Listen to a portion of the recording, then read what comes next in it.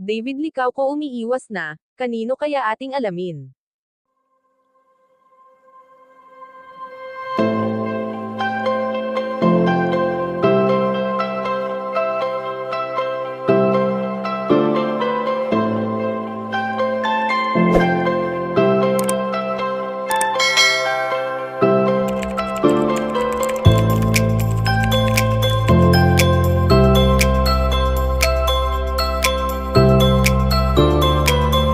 Alam naman natin kung gaano kasaya ngayon ang tambalang Barda sa kanilang karera na unti-unti nang natutupad ang kanilang mga pangarap sa buhay.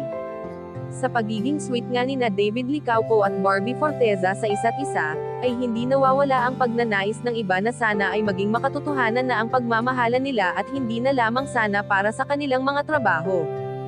Sa angking kagalingan nga ni Binibini Barbie Forteza sa kanyang trabaho, ay tila ba nakakasabay na sa kanya ngayon ang kanyang ginoo na si David Licauco na noon pa man ay alam na natin na mahiyain ito.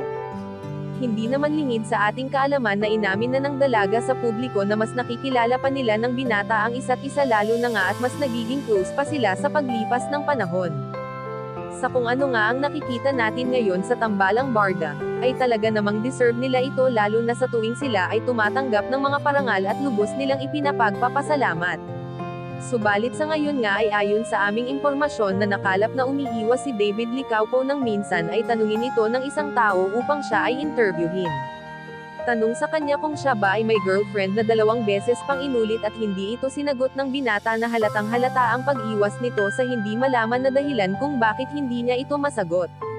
Kayo mga kachika, anong masasabi nyo dito? Please leave the comment and don't forget to subscribe.